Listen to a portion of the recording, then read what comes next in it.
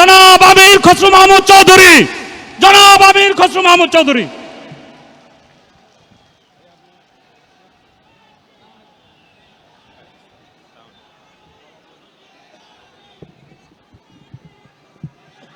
Slogan বন্ধ, slogan বন্ধ, slogan বন্ধ, স্লোগান বন্ধ। বিসমিল্লাহির রহমানির রহিম। আজকে আবার মনে পড়ে যাচ্ছে গণতন্ত্রের মা দেশনেত্রী বেগম খালেদা জিয়ার পোলো গ্রাউন্ডের জনসভার কথা মনে আছে? আবার আজকে আমরা দেখছি সমস্ত চট্টগ্রামের মানুষ, বিশাল জনসভা নয়, এই মাঠের বাইরে আমরা যতটুকু পথ এসেছি জনগণ ছাড়া আর কেউ ছিল না, খালি মানুষ আর মানুষ। আবার এই চট্টগ্রাম থেকে মানুষের ঢল নয়, চট্টগ্রাম থেকে শুরু হবে ধানের শীষের সুনামি, শুরু হবে চট্টগ্রাম থেকে ইনশাআল্লাহ। এই চট্টগ্রাম থেকে শহীদ প্রেসিডেন্ট জিয়াউর রহমান স্বাধীনতার ঘোষণা দিয়েছিলেন। চট্টগ্রামের মানুষের হৃদয়ে শহীদ জিয়া, বেগম খালেদা জিয়া আর এখন গণতন্ত্রের টর্চ বেয়ারার তারেক রহমানের নেতৃত্বে আগামী দিনের ধানের শীষের যে জোয়ার এসেছে, এই জোয়ারে ইনশাআল্লাহ সমস্ত চট্টগ্রামের আমাদের যতগুলো আসন আছে আমরা সবগুলি থেকে জয়ী হব ইনশাআল্লাহ আগামী নির্বাচনে। বিএনপি এবং গণতন্ত্র মুদ্রার এপিঠ আর ওপিঠ।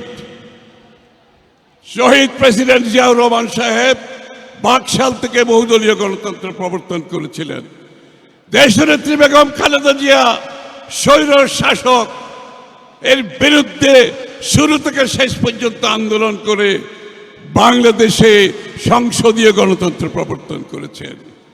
তার পরবর্তী আন্দোলন সহ জনাব তারেক রহমানের নেতৃত্বে সমস্ত জাতিকে জনাব তারেক রহমান সাহেব ঐক্যবদ্ধ করে স্বৈরাচার ফ্যাসিস্ট হাসিনার পতন ঘটিয়েছেন। সুতরাং বিএনপি হচ্ছে গণতন্ত্রের টর্চ বেয়ারার। আজকে যে টর্চ বেয়ার যিনি বহন করছেন তিনি এখানে বসে আছেন। শুধুমাত্র রাজনৈতিক গণতন্ত্র নয়, বিএনপির আরেকটি স্লোগান হচ্ছে অর্থনীতির গণতন্ত্র।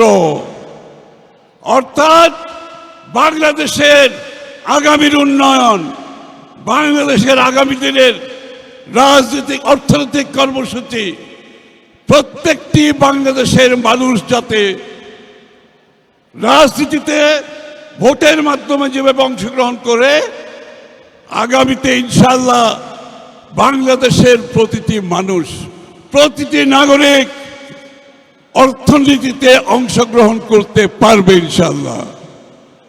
অর্থনীতির সুফল, এই অর্থনীতির সুফল বাংলাদেশের মানুষের প্রতিটি ঘরে ঘরে পৌঁছে যাবে ইনশাআল্লাহ আগামীতে। যুবক, তরুণ, কৃষক, শ্রমিক, পেশাজীবী, মহিলা, পুরুষ সর্বস্তরের মানুষের কাছে গণতন্ত্রের স্বাদ যেভাবে পৌঁছে দেবে বিএনপি, অর্থনীতির স্বাদ পৌঁছে দেবে।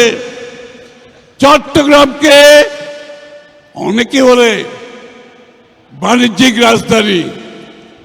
বাণিজ্যিক রাজধানী খালি বক্তৃতা দিলে হবে না, আমাদের চট্টগ্রামকে এমনভাবে অর্থনৈতিক কর্মকাণ্ডে আমরা নিয়ে যাবো ইনশাল্লাহ আগামী দিনে।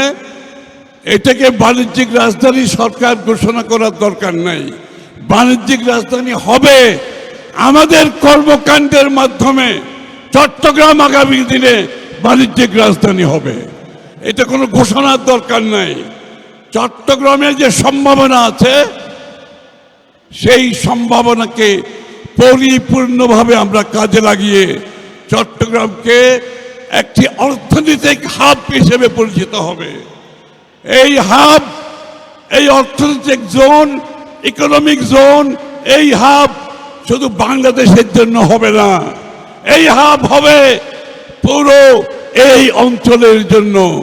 আমাদের পাশে যে দেশগুলো আছে, আমাদের পূর্বে পশ্চিমে, সকলের জন্য চট্টগ্রামকে অর্থনৈতিক হাবে আমরা ইনশাল্লাহ আগামী দিনে পরিণত করব। শুধুমাত্র বাণিজ্যিক রাজধানী না, তার চেয়েও বেশি আমরা এগিয়ে যাব।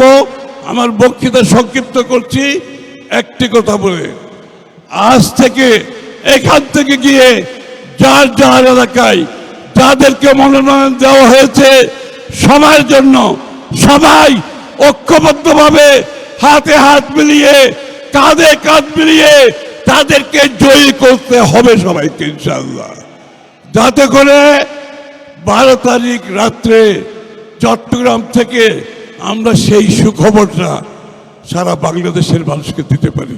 সবাইকে ধন্যবাদ। সালাম আলাইকুম। উপস্থিত